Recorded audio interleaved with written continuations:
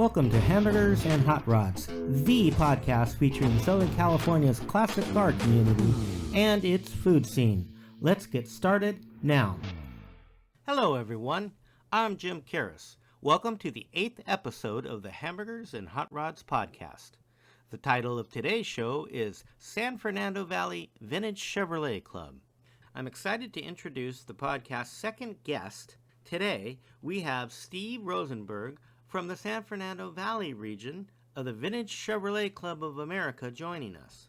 Steve will share with us a bit about this long-standing local car club out of the San Fernando Valley, including its well-known all-Chevrolet car and truck show held each year at Community Chevrolet in Burbank. But first, here's Sabrina with a little bit of information about the Vintage Chevrolet Club of America National Organization.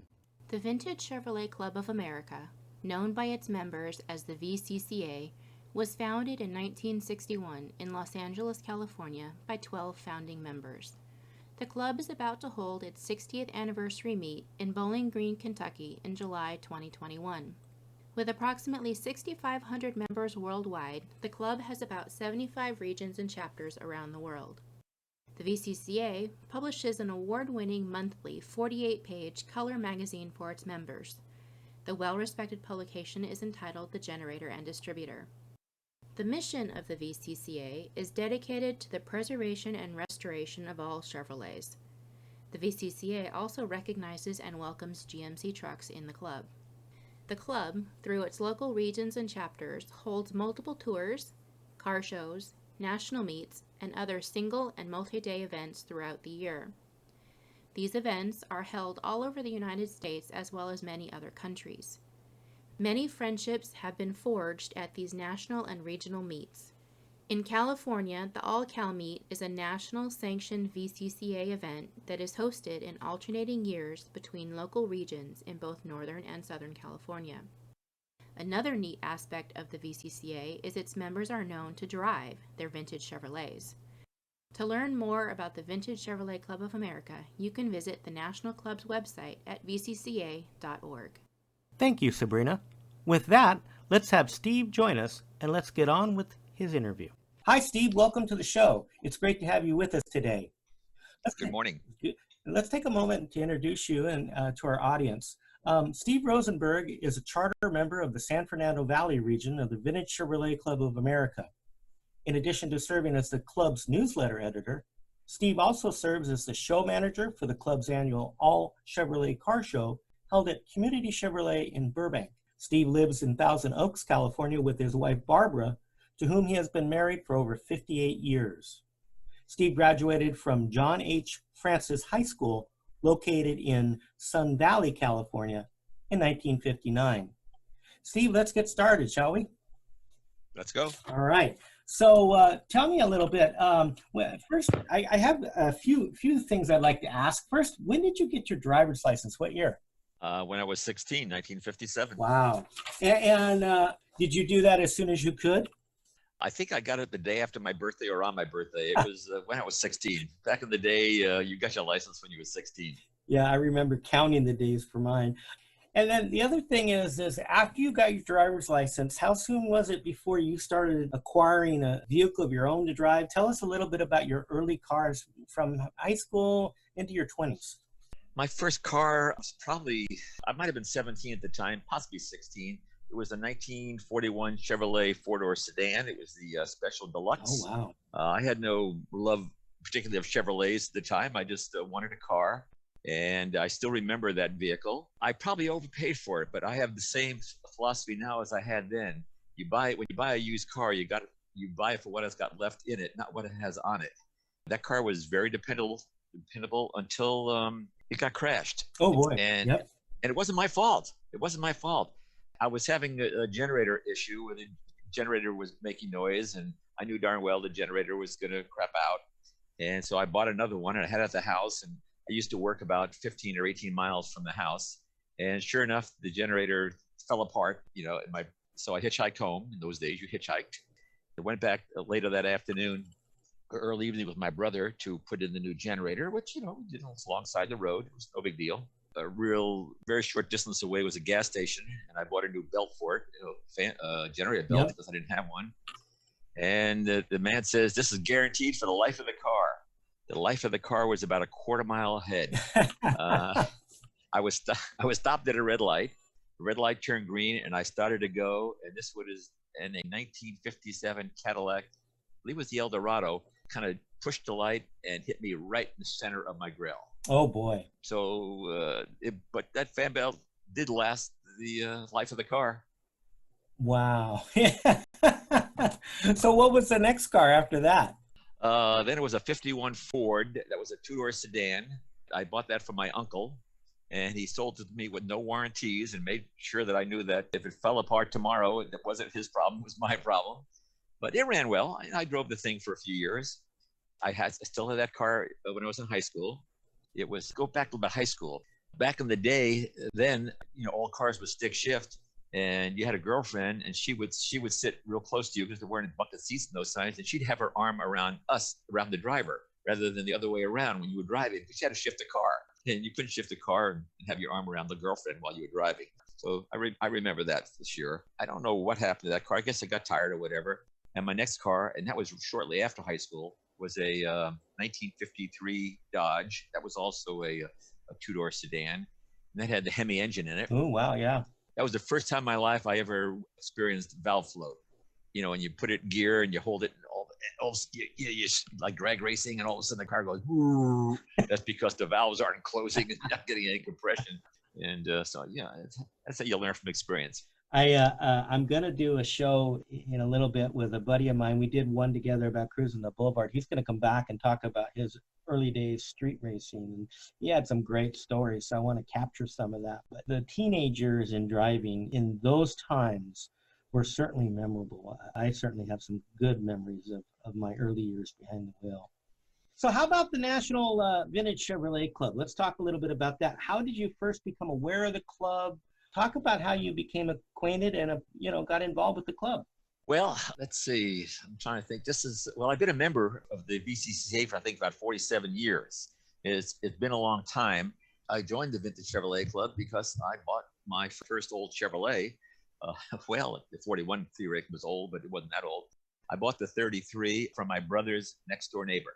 He was the second owner. I was the third owner. He had owned the car for about 15 years. He had bought it from the original owner. And he had bought where he lived in an area, they didn't let you put cars out on the driveway. It had to be in the garage. He bought his wife a new Cadillac, and he wanted that in the garage. So he was renting a garage for the Model A.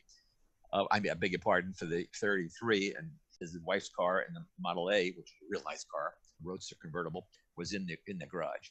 So I bought that from him, and the local newspaper out there in the valley had a whole car thing in it every week or whatever. And I just happened to see that they were trying to form Vintage Chevrolet Club of America, which I never had heard of, was trying to form a region in the San Fernando Valley. So I went to that get-together meeting.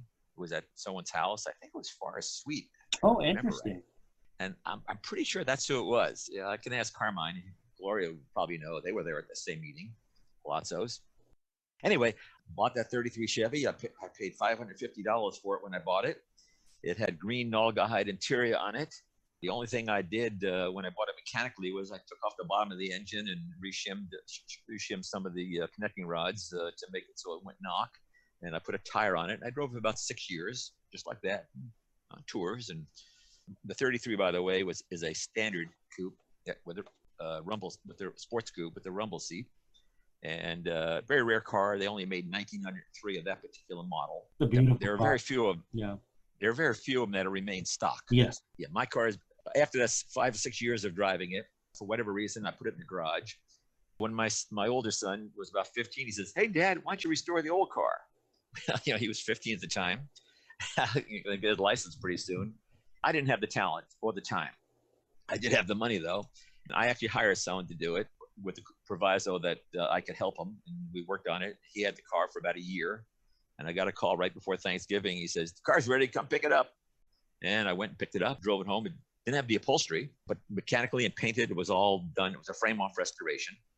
I've owned it ever since and driving it ever since. For our listeners, just to give them a little detail, the 33, as most early Chevys pre-37, are wood-bodied cars, which is why you may see more Fords early years than Chevrolets. So the body work on that is really skilled talent.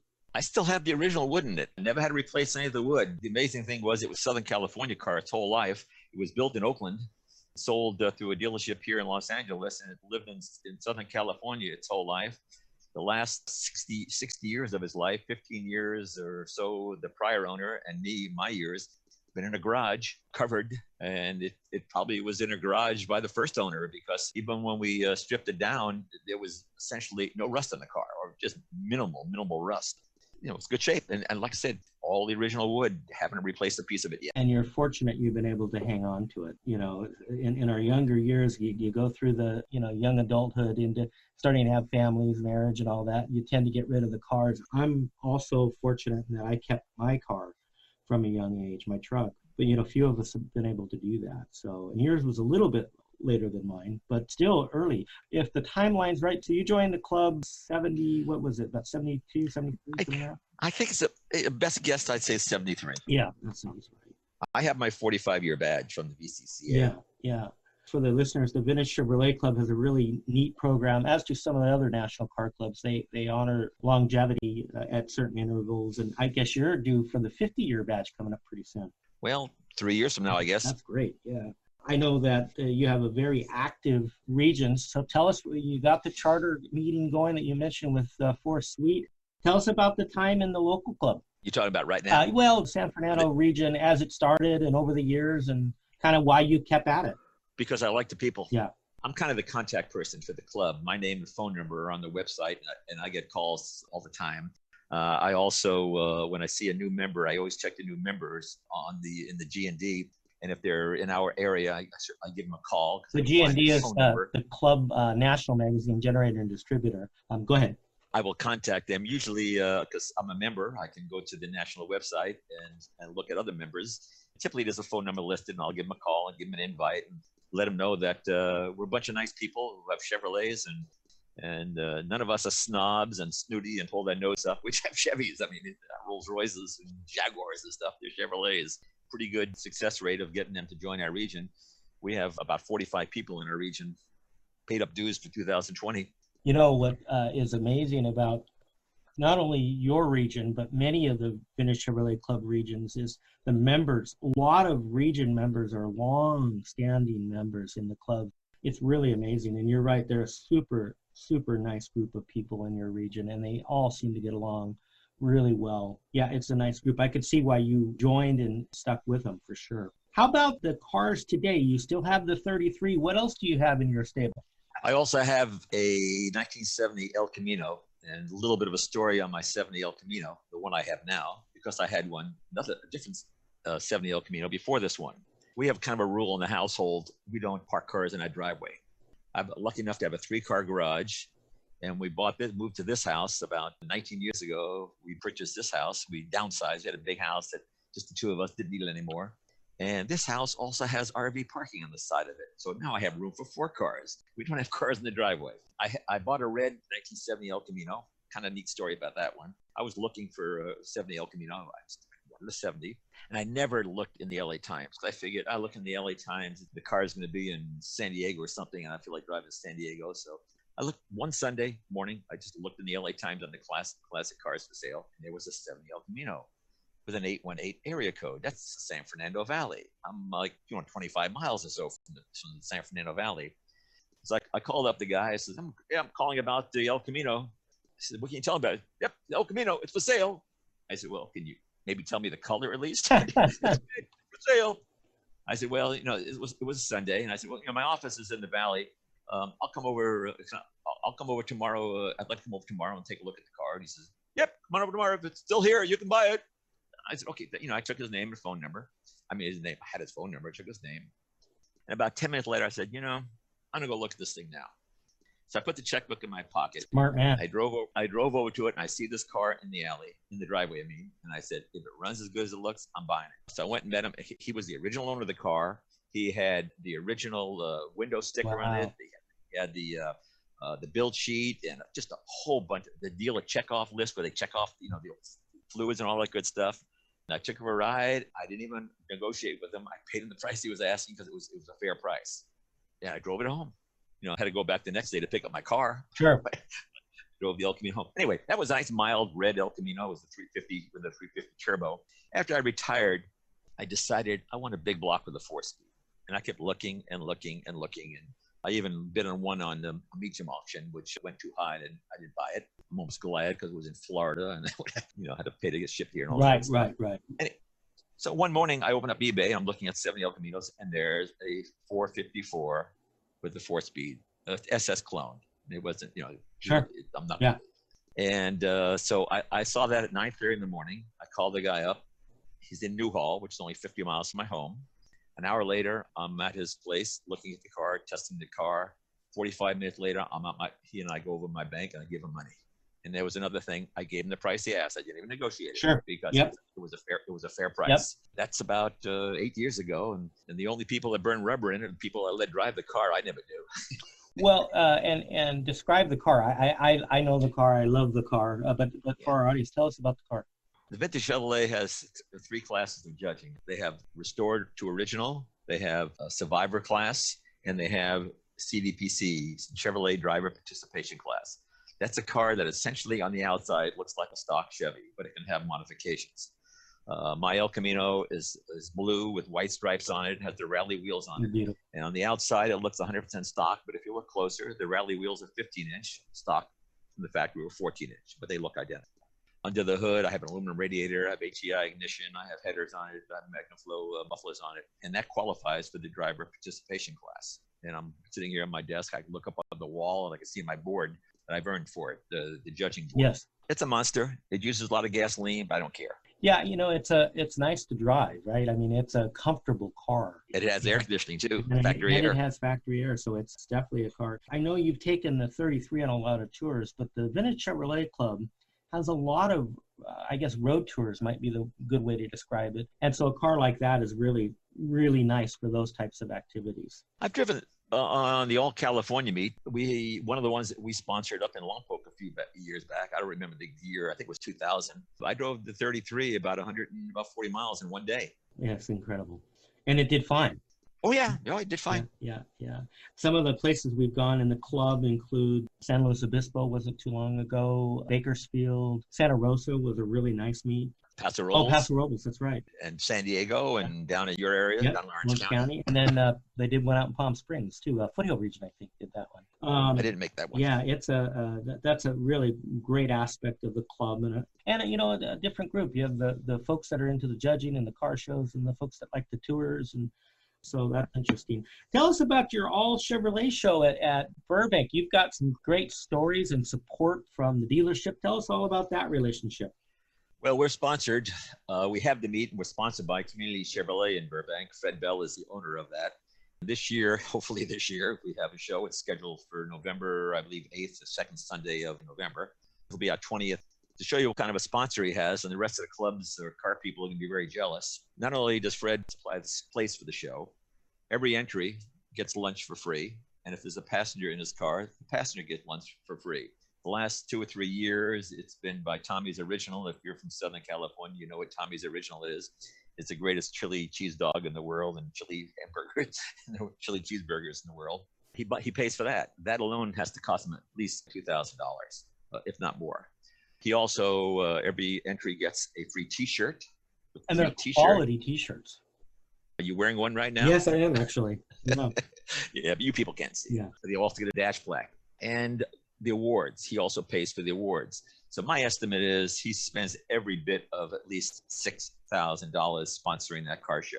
Oh, I forgot. He also supplies a fair amount of items for the raffle table. We have a lot of nice stuff at the raffle table. It's generally very successful. It's a very generous raffle table. The other thing that I just really marvel at every year is the prep that he has to do. He disrupts his whole entire dealership operation by relocating the used car lot in order to park the classic cars on the dealership parking lot. I mean, that's just amazing.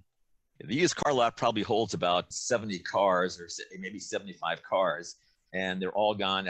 completely empty. And, I'm the one who handles the applications, the registrations, and I know approximately how many people are coming and kind of get a good feeling, because we've done it so long, how many drive-ups we're going to have registration the day of the show. He also takes cars away from the front of the dealership. He's very accommodating. And so I said, well, Fred, do you want me to, cut it off? He says, no, if they show up, let them in. We'll make room for them. Class guy. The other unique kind of cool thing about Fred is he's been a dues-paying member of the club for many years. Is that right? Yep. Yeah. And I know he usually has one of his personal cars in the show every year. And this past year, he bought I think it was a 63 half-ton pickup truck that's been restaurated. Yeah, I remember his 58, and that was a nice car. A convertible? Yeah, it was beautiful. How about other activities that the club does? You locally have a lot of cool little things. You do garage tours and tech sessions. Talk a little bit about that. Let me regress for a moment, go back to the car show, just so your listeners understand. It's also a VCCA judged car show. VCCA members can have their cars judged, and that doesn't happen too much even the whole VCCA.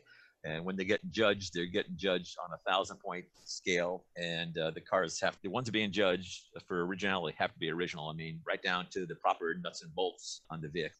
Cars from the 60s and early 70s, I'm real anal about the correct bolts in the manifolds and the fuel pump and that kind of thing. They were different. They just weren't a bolt you pick up at the hardware store. Okay, you want to go to a different subject, which was what I forgot? Oh, yeah, it's okay. No, the judging, we could do a whole show on just the judging. It's one of the really neat membership benefits of the club is the judging process. What it does for a member who wants to restore their car back to original factory condition, the judging process gives them a roadmap on how to achieve that correctly in a fun environment. So that's the purpose of the judging. And as you indicated, talk about the different classes. Talk about the driver participation. Yeah. Let me embellish on the judging for a moment too. A lot of people, first time they get in the cars judge, you're a little bit hesitant about it. I was hesitant the first time I had my 33 judge, and I explained to him. I said, "You're going to get the score sheet back, and you'll see things that the judges caught, and they won't catch everything, but you'll see the items the judges caught. And if you want to correct it, you correct it. It's your car. If you don't want to correct it, you don't. But at least you know what the judges were looking for." One of the things a bunch of years ago I had wrong on my 33, I had copper fuel lines. It's supposed to be steel. Now I have steel. And another interesting thing about the judging, unbeknownst to me, it has nothing to do with judging and points. One of the guys says, "Hey Steve, you got a rat's nest in your rumble seat area." Oh yeah. And I didn't know. Yeah. Oh, and where were we? We're talking about the different. The CDPC. Yeah, CDPC. Yep, you talked about it. And then preservation. Talk about preservation. Preservation is you get the first time you get judged, you're being judged in the junior class for an original car. First time it's judged. If the car scores over 950 points in first place, it moves up. If you have competition being judged in your class, which you usually don't, I mean, it's very unusual to have two cars in the same class, and you come in second, but you get 975 points, you move up to senior. After you get first place senior, then you go to preservation. Preservation is a board. There's ovals for first place junior and first place senior. Then you get a preservation board, which I'm looking up here on my wall, and it's a hunk of wood that looks like it's about 15 or 16 by 12 or whatever. Big plaque on it. It says Vintage Chevrolet Club of America Preservation, and then you get tabs for that. And once if you fill up that tab board, the VCCA will give you another one. What's interesting about the judging process and the certification process is both the driver class, for instance, which your El Camino is in, and then the original unrestored vehicles, they're certified as opposed to scored in a class judging. The historical preservation of Chevrolet features, HPCO, that's another type of judging that members can avail themselves of. Can you touch on that a little bit? Well, I'll touch on it. Two of the cars that were at our show last year were that are in that classification. Because of my name and phone number on the website, I was contacted. Larry Pearson, a longtime member of our club, has a 1956 Chevrolet Sport Sedan. It's the V8, 3 on the tree, 4-door hardtop. It's the Sport Sedan. I received a call. Somebody wanted to sell one, and I put the word out, and Larry bought the thing. And that's like 20 years ago or whatever. And that's at our show every year. An original car, it doesn't have to be beautiful. It just has to be original. We tell people, don't paint clean. Don't paint clean. mean, you have to replace hoses and tires and belts and things like that, but you're replacing a valve cover gasket, put the valve cover back on the way it was, don't paint it. Another car that was there, and I'm going to tell this story because it's kind of neat, a 1960 Chevrolet Impala, a two-door hardtop. A couple of years ago, I got a call from LA Children's Hospital because my name's in the website. He introduced himself and says the woman died, left her house and her Chevrolet to the hospital, donated it to the hospital, her will. How much is the 1960 Chevrolet worth? I said, well, you got to give me a little more help. It could be worth $2,000, it could be worth $100,000. You got to give me a little more help. I don't know. He says he'll have the state attorneys send me pictures. About a week and a half later, I get these pictures, and I said, oh my gosh. It was a big block, 348 big block. Oh, wow. It had less than 60,000 miles on it. It was all original with power steering and power brake, factory air. It's got factory air in that thing. Man. And, so I went and looked. It was over in Culver City, which isn't terribly far from where I live, Sure. Like 50 miles. Down south, yep. Yeah. So I went and took a look at it, and it was more work than I wanted to do. I'm not that kid anymore. I called up one of our club members, Rene Gomez, who has a beautiful restored 1963 station wagon that scores like $9.99. It's virtually perfect. And he restored that thing ground up. I called him up on the phone, sent him the pictures and the information. He contacted the Children's Hospital and purchased the thing sight unseen. It was at a body shop, and they were charging rent. They were charging storage fees on the car every day, and it's screwing over the hospital. So Rene went there with a flat truck. Went over the flat truck and pulled it out and brought it home. And he was going to restore it, and we all talked him out of doing it. Don't restore it. Don't restore it. Don't restore it. You'll put $30,000 into it, and the car will still be worth the same thing as the original car. That kind of thing. He got the thing. Now, what this woman, the only down part was, if you want to call it down part, the car was in Venice. The owner was in Venice and was in her garage for 20 years. The last time it was registered was 20 years before we were looking at it. It was actually 96, so I guess it's 4 years ago. She put it in the garage, and she put some newspapers over the fenders and stuff, and put a car cover on top. Salt air by the ocean, some of the ink oozed into the paint. So you look at the car, and Rene did a wet sand on it and all that good stuff and got a lot of it out, but it's still there. Sure. But it's still, people look at it, oh my God, this is an original car. He got the compressor fixed, the air conditioning works. Then go back to his station wagon for a second, and this car.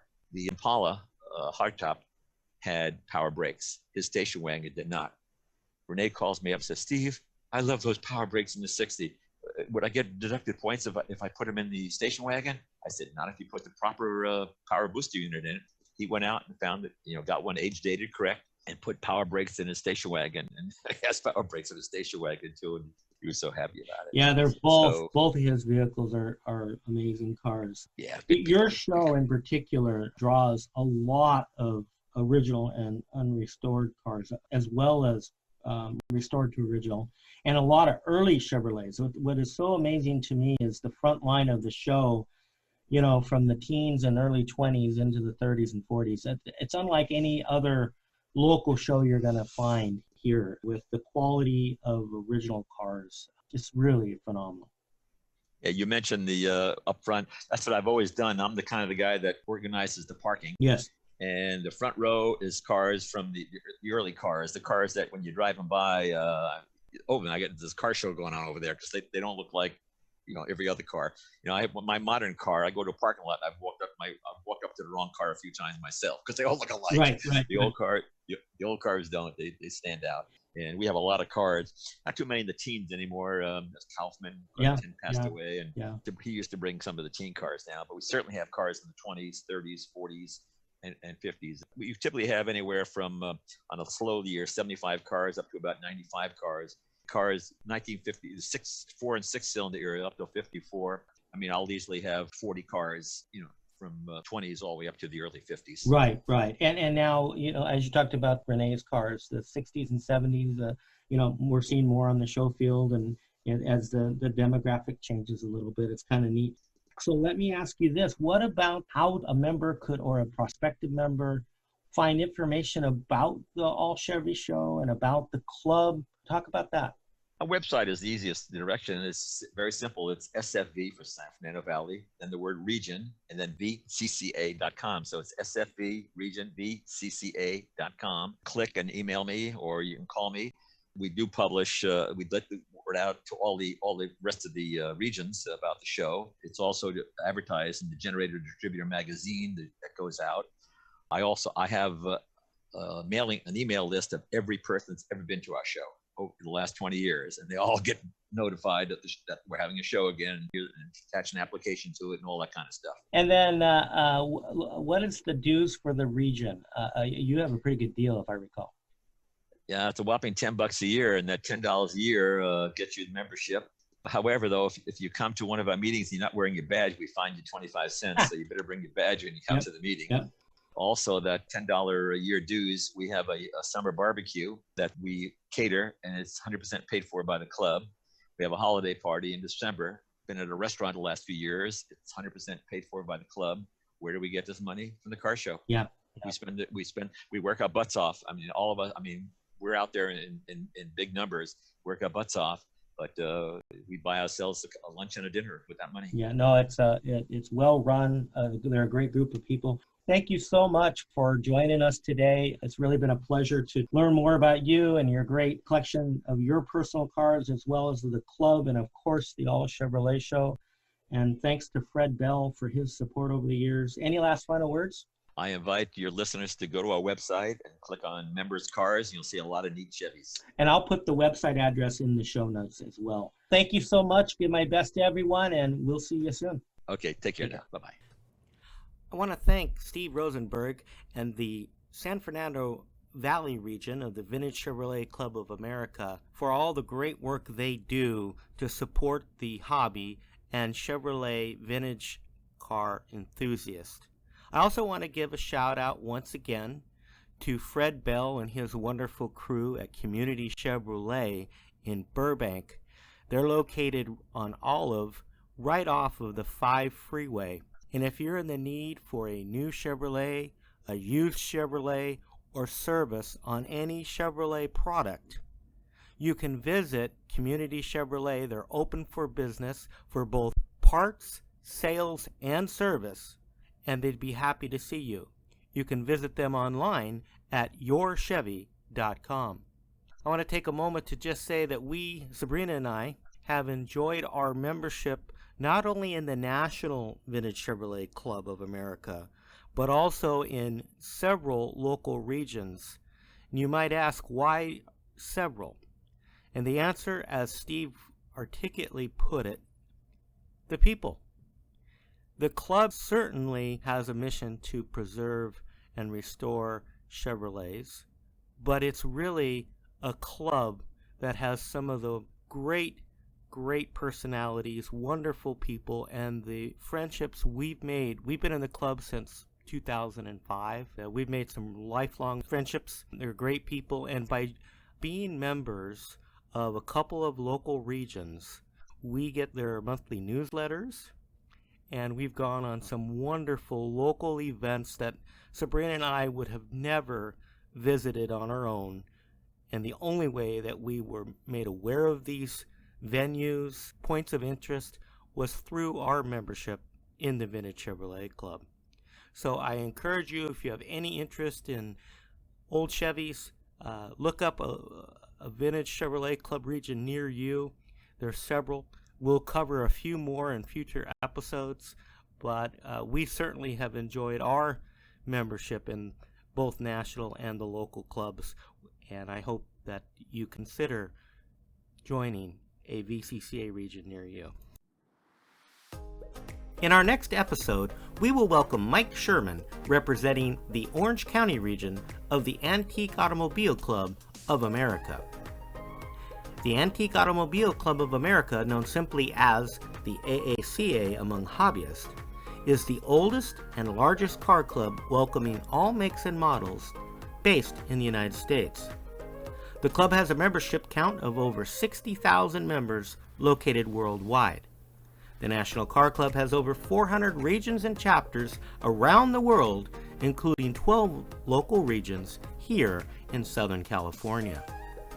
Mike will share the story of how the All-American Originals Car Show, held in Tustin, California each year, resulted in the reformation of the Orange County region of the AACA. This unique car show features original, unrestored, and restored to original cars and trucks of all makes and models made up through 1976. The show has gained notoriety for its unique offering of some local, truly original cars and trucks from around the Orange County area. Mike will talk about the region and its low-key style and much more. We hope you can join us for this next unique episode of the Hamburgers and Hot Rods podcast. That's it for this episode. We hope you enjoyed your time with us today. You can visit us online at hamburgersandhotrods.com, where you can check out our show notes, listen to our complete show library, as well as checking out all of the various platforms where our show can be heard. Until next time, thanks for listening. We'll see you then.